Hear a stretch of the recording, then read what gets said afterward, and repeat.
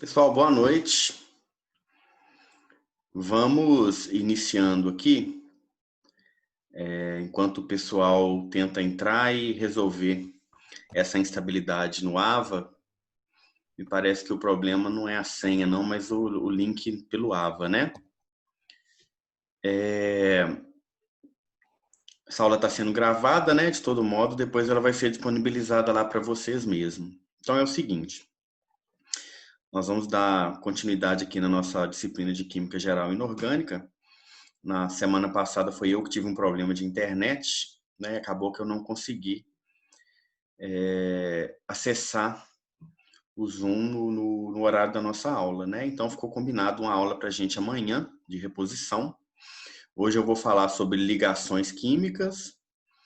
Pretendo encerrar ou pelo menos adiantar bastante esse conteúdo para amanhã a gente entrar em funções inorgânicas e começar a estudar ácidos, bases, sais e óxidos. Uma matéria bastante importante aí para o resto do curso de vocês, independente de qual curso, né? Seja ciências biológicas ou seja farmácia. Muito importante, principalmente para algumas áreas que vocês possam optar aí por trabalhar, né? Principalmente laboratório, né? Qualquer laboratório. Trabalha-se sempre com muitos reagentes.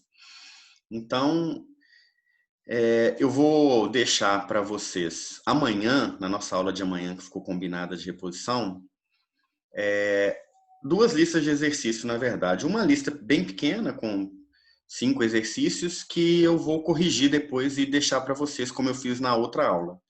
Né, os exercícios com correção e comentário. E vou deixar também a lista de atividades avaliativas que vocês têm que postar para mim, né, me enviar por e-mail até o dia 14/6, que vai valer aqueles pontos de atividade, ok? Qualquer dúvida, vocês façam contato também. Mas as nossas datas de avaliação, dia 2, já estão todas disponíveis, né? Eu vou disponibilizar para vocês aqui os nossos slides. Inclusive, pessoal, eu já deixei para vocês, hoje eu já postei para vocês uma aula narrada com um mapa mental, né, que é o mapa conceitual, sobre ligações químicas, tá? Bem didático para vocês acompanharem os 3 tipos de ligações químicas, né? Ligação iônica, ligação covalente e ligação metálica. E eu peço que vocês vejam a aula e também eu queria demonstrar para vocês, de maneira bem didática, como que funciona essa questão de doação de elétrons, de formação de ligações iônicas, de compartilhamento em ligações covalentes. Então eu achei uma sequência de vídeos com modelos, com esquemas, né, em mídia, que eu acho que ficou bem didático, uma maneira bem interessante de vocês entenderem. Está disponível também no AVA, já coloquei para vocês. Não deixem de assistir, tá? Vai ajudar bem a vocês compreender como que funciona uma reação, uma ligação química, já que a gente não consegue ver isso a olho nu, né? No quadro, se a gente estivesse em sala de aula, eu desenharia isso para vocês no quadro até a gente chegar, né, num entendimento. Mas os vídeos eu achei bastante interessante. Não deixem de ver, tá ok? Vai ajudar bastante na compreensão do funcionamento dessas ligações químicas. Disponibilizei também os slides. Na verdade, já estão disponibilizados para vocês desde a semana passada, quando infelizmente nós não tivemos como ter essa aula, né?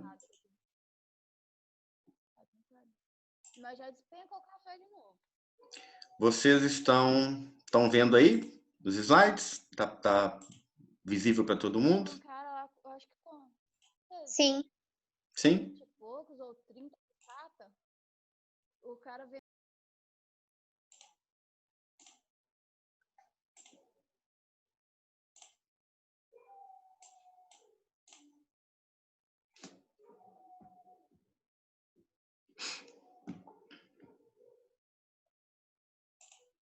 Bom, pessoal, então, nossa aula de Química Geral e Inorgânica de hoje, nós vamos discutir sobre ligações químicas. Nós já vimos a tabela periódica, já vimos a propriedade dos elementos químicos, já vimos algumas propriedades periódicas e aperiódicas, né?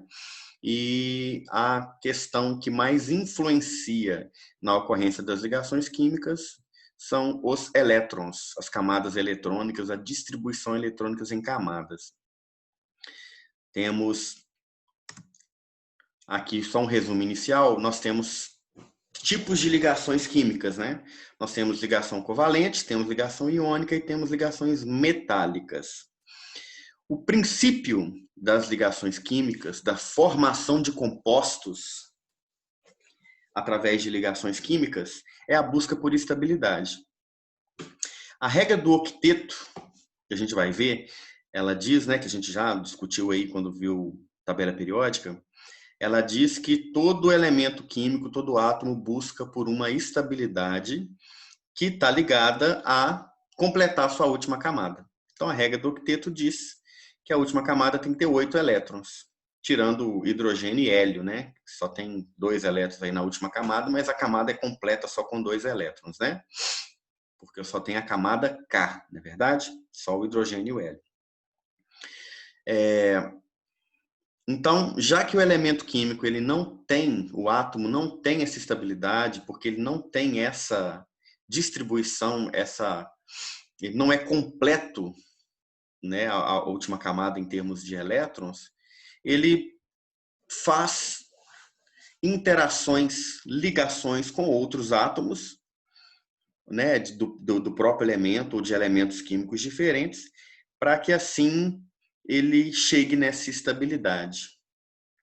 A ligação iônica, por exemplo, ó, ela é uma formação de íons, começa com a formação de íons positivos e negativos, e aí o íon positivo vai reagir, vai ligar com os íons negativos, cátions e ânions, né?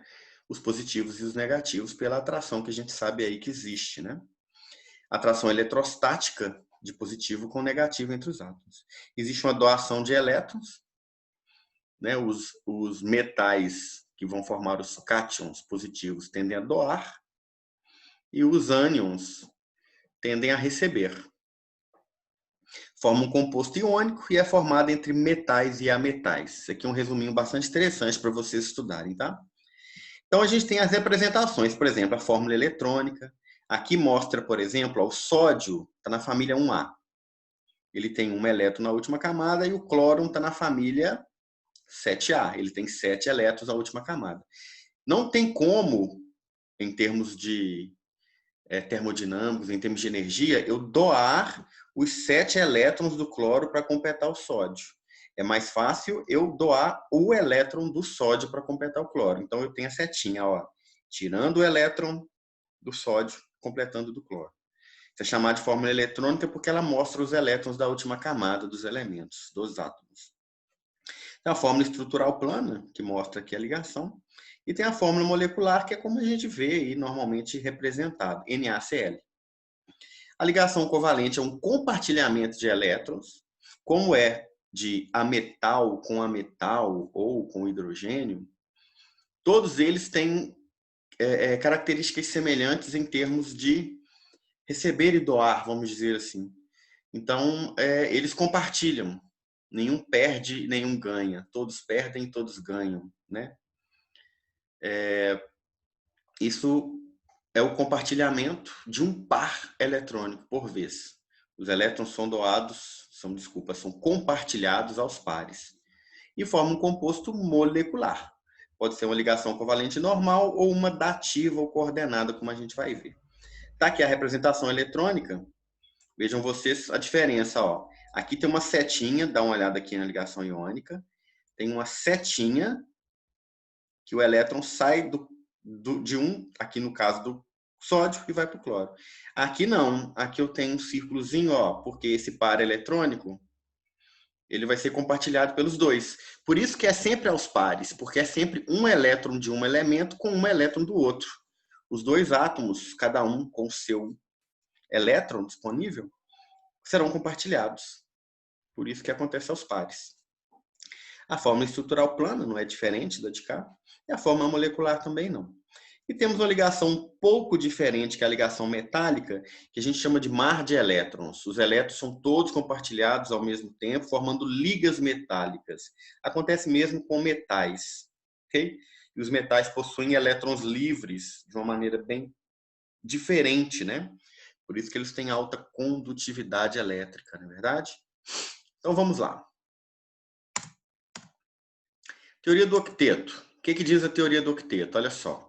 Lewis, principalmente Lewis, temos Costa também, mas a teoria ela é mais relacionada a Lewis, associam esses dois fatos, ou seja, a tendência de elementos com 8 elétrons na camada de valência aparecerem isoladamente com a tendência que os elementos manifestam de perder, ganhar ou compartilhar elétrons. Então, olha só, uma observação. Os elementos da tabela periódica que não têm 8 elétrons, que não têm a última camada preenchida, eles tendem a ser encontrados na natureza junto com outros elementos. Ao contrário daqueles que são os gases nobres, que possuem a última camada preenchida, que têm a tendência de serem encontrados isolados. Então, né, por estudos e por essa observação, chegou-se a essa conclusão de que os elementos que não têm a última camada preenchida, eles tendem a perder, ganhar ou compartilhar. E aqueles que têm são estáveis. Por isso que os gases são chamados de nobres, né, não se misturam. A partir dessa associação, nós tivemos aí a teoria do octeto, que um grande número de átomos adquire estabilidade eletrônica quando apresenta 8 elétrons na sua camada mais externa. Um grande número de átomos aí, porque nós temos átomos como hidrogênio e o hélio, são os dois que têm somente a camada K. E a camada K são só 2 elétrons. Então não tem como ser completa com 8, né? Vai ser completa com 2. Mas a partir daí, a partir do lítio, vocês estão com a tabelinha periódica aí que eu deixei para vocês? Nós temos o lítio aqui, né, ó, que é o número 3, número atômico 3. A partir do lítio eu já tenho camada K e camada L. Aí eu já consigo ter 8 elétrons na última camada. Antes disso eu tenho só hélio e hidrogênio. Beleza? Estamos aqui os gases nobres. Observem que os gases nobres, ó, o hélio tem 2 elétrons mais camada K preenchida. E os demais, ó, 2 com 6, 2 com 6, 2 com 6, todos com 8 elétrons na última camada. Regra do octeto satisfeita, átomo estável. Ó. Hélio, neônio, argônio, criptônio, xenônio, radônio. Gases nobres. Beleza? Hermínio. Pode perguntar. Mas no caso, então, os gases nobres, eles não fazem ligação com nenhum outro elemento? Na natureza, não. Você não vai encontrar um gás nobre ligado a outro elemento. A única maneira disso acontecer é uma reação química violenta produzida artificialmente pelo homem em laboratório. Na natureza, de maneira natural, os gases nobres não se combinam com outros elementos químicos, entendeu? Ok, obrigada. Tá? Você vai encontrar, às vezes, que os gases nobres dificilmente reagem com outros elementos químicos justamente por isso. Porque, naturalmente, isso não vai acontecer. Ele já é completo, né? Ele não tende nem a doar e nem a receber. Mas existem condições especiais, muito especiais e muito específicas de tirar um átomo, tirar um elétron e promover uma reação química, uma ligação química. Mas isso não é natural, é artificial e muito oneroso em termos de energia para se fazer. Embora existam muitas exceções a essa regra, ela continua sendo utilizada por se prestar, por caber muito bem, como introdução ao conceito de ligação química que a gente precisa para dar continuidade aqui nos conceitos e técnicas de ligações químicas que a gente vai ver. Porque a gente faz em laboratório, né? Nós reagimos a substâncias em laboratório, nós produzimos substâncias compostas em laboratório a partir desse conhecimento, né, das reações químicas aí. Quais são os tipos de ligações químicas, então? A iônica, que é uma transferência de elétrons entre metal e ametal ou entre metal e hidrogênio. A covalente, que é o compartilhamento de par eletrônico, como vocês viram, que acontece entre ametal e hidrogênio e ametal com ametal. A metálica, que é metal com metal, e na verdade não é nem compartilhamento e nem doação. Não é nem iônica nem covalente.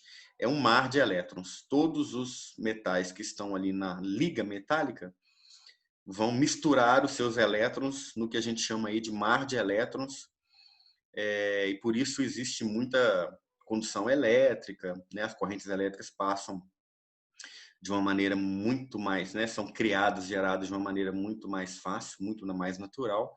Por isso, os metais, as ligas metálicas são muito usadas aí para fios, circuitos, cabos elétricos, né? Aqui é um açúcar, que é um composto covalente, formado entre hidrogênio e ametais. Seus átomos se unem por ligações covalentes. Temos sal de cozinha, que é o NaCl, que é um metal e um ametal, é uma ligação iônica. E temos as ligas metálicas aí, por exemplo, o ouro, 18 quilates, né? Claro que a gente tem o ouro puro, claro que a gente tem a prata pura, mas, por exemplo, aço inoxidável, latão, ouro 24 quilates, ouro 18 quilates, são tudo ligas, né? São produzidos aí pelo homem, ou até mesmo na natureza, às vezes já são encontrados na natureza, né? Dessa maneira. Bronze também é uma liga metálica. Então, pode ser encontrado na natureza ou o homem mistura as ligas ali, né? Forma uma liga metálica misturando metais de acordo com a sua conveniência. Ele quer mais brilhante, mais maleável, com a condutividade elétrica melhor, e ele acaba moldando de acordo com a concentração, a quantidade dessas substâncias aí, desses elementos químicos, né? A ligação iônica é aquela que vai acontecer transferência definitiva de elétrons.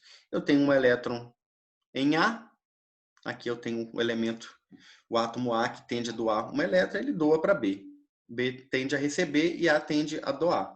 Por isso que é entre metal e ametal, né? Porque o metal tende a doar e o ametal tende a receber, um doa para o outro.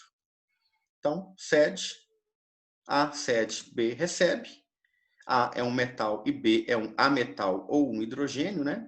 Eu falei que o hidrogênio é sui generis, ele é a parte, características de hidrogênio, mas que em ligações químicas ele comporta como um ametal, principalmente nessa situação aqui.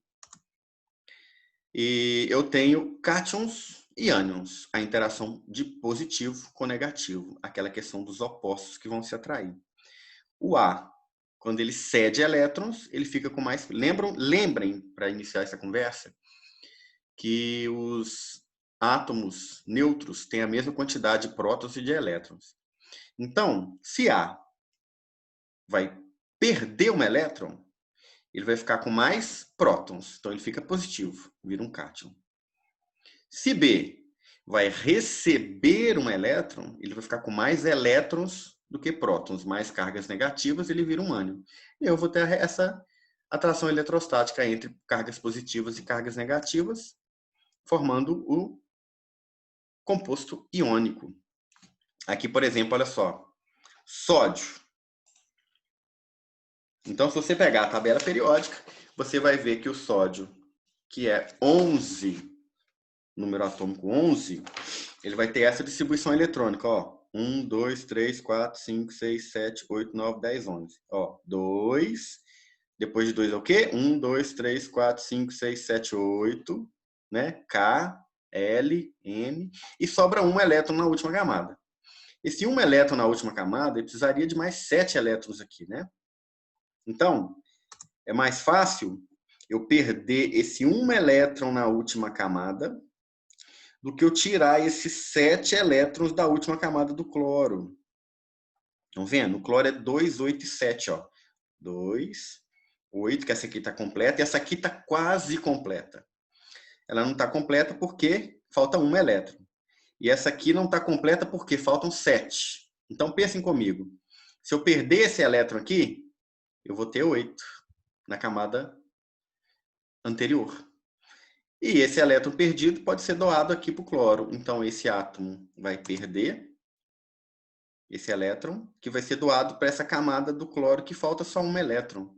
Então, no final, eles vão se unir, vai formar um cátion do sódio, vai formar um ânion do cloreto, e eles vão formar um NaCl, que é o cloreto de sódio. Entenderam como que funciona? Sim, né?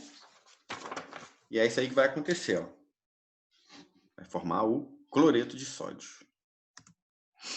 Nós temos os exemplos aqui. Isso aqui é aquela representação eletrônica, olha só. Estão vendo? A gente representa assim. Põe o elétron aqui, esse x seria o elétron que seria doado, e aqui os elétrons do cloro da última camada e a doação de um para o outro, ó, formando o Na+, Cl-. O magnésio, por exemplo, é da família 2A. Então, quantos elétrons ele tem na última camada? 2. Não é isso mesmo? O alumínio é da 3A. Quantos elétrons ele tem na última camada?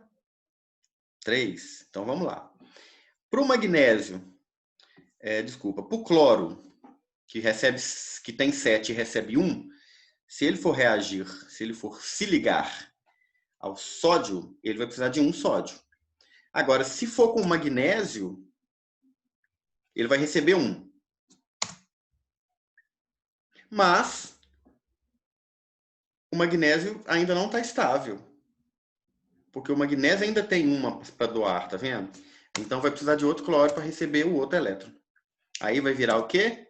MgCl2. O sódio é mais 1 e o cloro é mais 1. Então, 1 para 1. O magnésio é mais 2, o cloro é mais 1, quer dizer que eu preciso de 2 cloros para suportar os 2 elétrons, para receber os 2 elétrons do magnésio. Se eu fizer com alumínio, que é mais 3, eu vou precisar de 3. Eu pus o flúor aqui, mas pode ser o cloro também, é todos da família 7A. Estão vendo? Então, ó, uma regrinha que a gente faz é o seguinte: o magnésio é mais 2, que é da família 2A, e o cloro é mais 1. Aí eu cruzo assim, ó, o 2 para cá, o 1 para cá. Olha o alumínio. O 3 para cá, o 1 para cá. Alguma dúvida? Vocês entenderam isso aqui bem? Compreenderam direitinho todo mundo? Hermínio, Pode perguntar. no caso do flúor aí, eu posso dizer que ele vai ficar F-3? Na verdade, o flúor é flúor menos 1. Só que são 3 flúor. Aí qual a diferença? O magnésio, por exemplo, vamos ver aqui no alumínio. Ó, vamos nos ater ao último aqui. Como o alumínio ele tem carga mais 3, o 3 vai junto da carga, tá vendo? O flúor, a carga dele é menos 1. Mas como são 3 flúores, o nome vai embaixo aqui, ó. Tá vendo? 3 flúor, o número vem embaixo. A carga em cima e o número embaixo. Estão vendo? Viu a diferença? Aqui, por exemplo, Sim, ó, obrigada. o cloro é menos 1. Mas como são 2, aí o número vem embaixo. Né? Os compostos iônicos são formados assim, ó. Estão vendo? Do jeito que vocês viram ali, ó. A gente faz um cruzamento da carga com a quantidade. Olha aqui, por exemplo, ó. Alumínio e oxigênio, por exemplo. O alumínio, ele é mais 3, porque ele é da família 3A. E o oxigênio é menos 2, porque ele é da família 6A. Então, o que vai acontecer? Por esse cruzamento aqui, ó, o 3 vem para o oxigênio na parte de baixo. E o 2 vai para o alumínio. Ó, viu? A L2, ó, 3. E aqui? Como é que ficaria? O cálcio é mais 2 e o enxofre é menos 2. Então, 2 com 2 vai dar CaS, porque vem 2 com 2, você corta, né?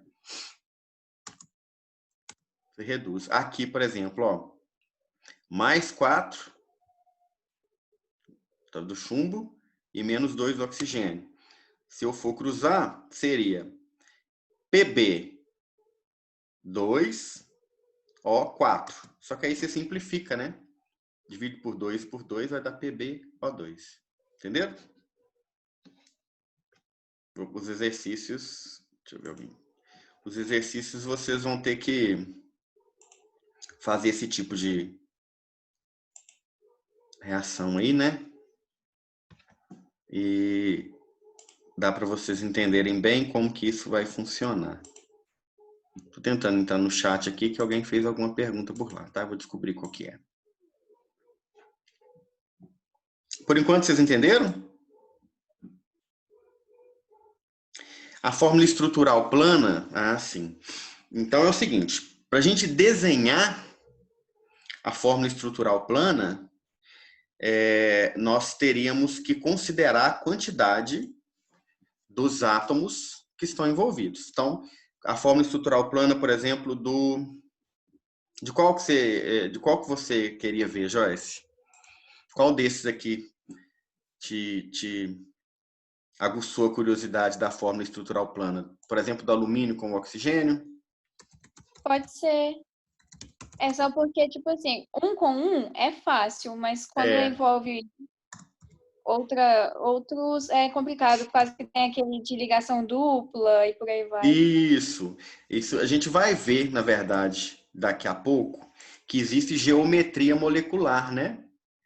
A gente tem uma formação com angulação. Então, o elemento que vai ser formado ali, o composto que vai ser formado por esses elementos, ele vai depender muito de como é a geometria molecular, de como é a interação eletrônica ali, de repulsão, as forças de atração e as forças de repulsão. Isso faz com que a gente tenha conformações diferentes, plana, trigonal, tá? A gente vai ver na sequência aí, eu vou mostrar para vocês, tá? Deixa eu ver aqui como está o nosso tempo. Daqui a pouco a gente tem que voltar para o próximo convite, né? Não dá um tempinho, daqui a pouco está encerrando, mas dá para eu passar só isso aqui para vocês, ó, que é o sódio e o nitrogênio. O sódio é 1A mais 1 e o nitrogênio é 5A menos 3. Então, cruzando aqui, ficaria Na3N, tá? Eu vou mostrar, não se preocupem muito com geometria molecular, apesar de que a gente vai estudar, né? A gente vai ver porque faz parte do nosso conteúdo. Mas o mais importante disso aqui é vocês compreenderem como que funciona a ligação entre os elementos. Quantidade que eu preciso do cátion, do ânion, qual a fórmula que isso vai gerar para mim no final, qual o composto, né? Tá joia? Então, pessoal, tá encerrando o nosso tempo aqui. Entrem lá no novo convite, tá? Aguardo vocês para a gente encerrar aqui. Até daqui a pouquinho, viu? Abraço.